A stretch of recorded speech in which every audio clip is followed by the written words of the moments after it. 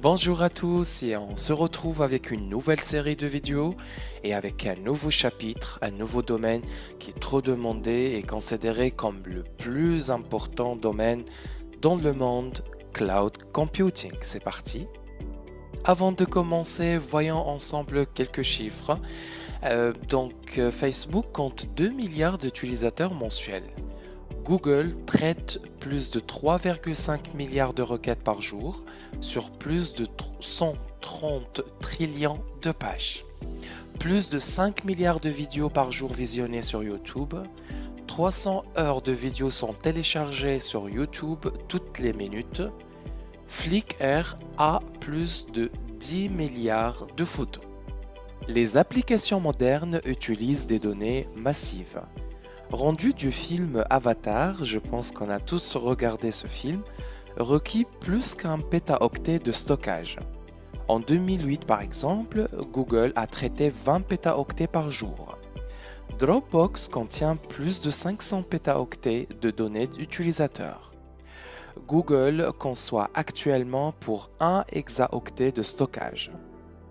On dit que le centre de données de la NSA, NSA, National Security Agency, a 5 zétaoctets. Waouh!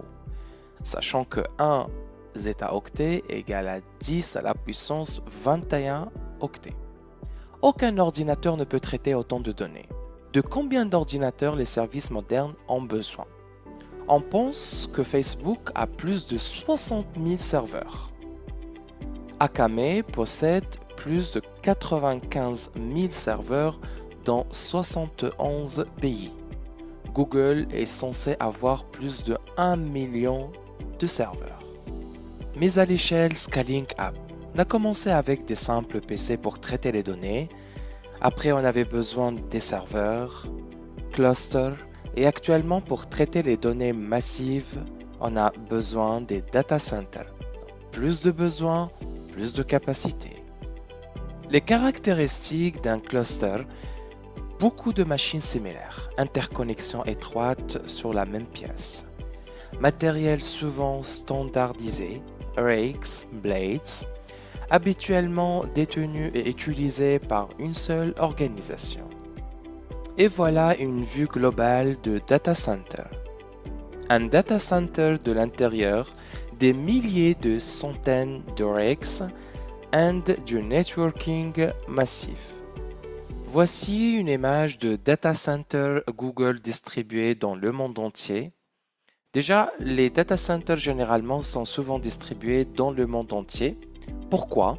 Être proche des utilisateurs physiquement, ressources moins chères, protection contre les pannes.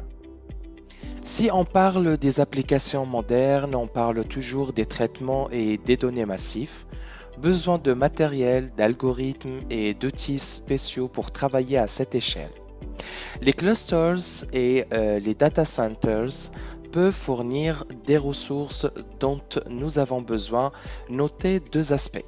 Le premier aspect, échelle, taille de la pièce par rapport à celle du bâtiment.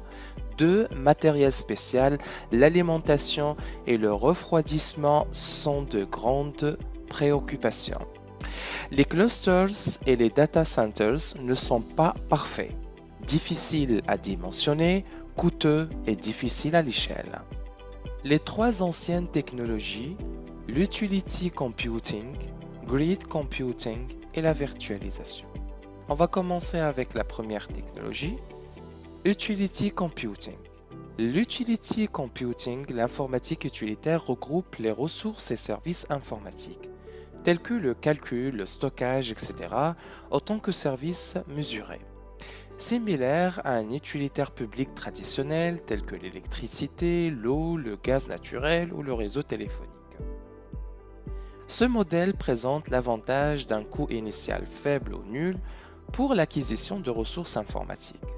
Les ressources informatiques sont essentiellement louées, transformant ce qui était auparavant un besoin d'achat de produits, matériels, logiciels et bandes passantes réseau en un service. Exemple, par analogie aux centrales électriques, autrefois, tout le monde avait sa propre source d'alimentation.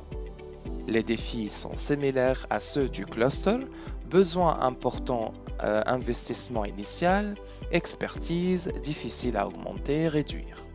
Ensuite, les gens ont commencé à construire de grandes centrales électriques centralisées de très grande capacité.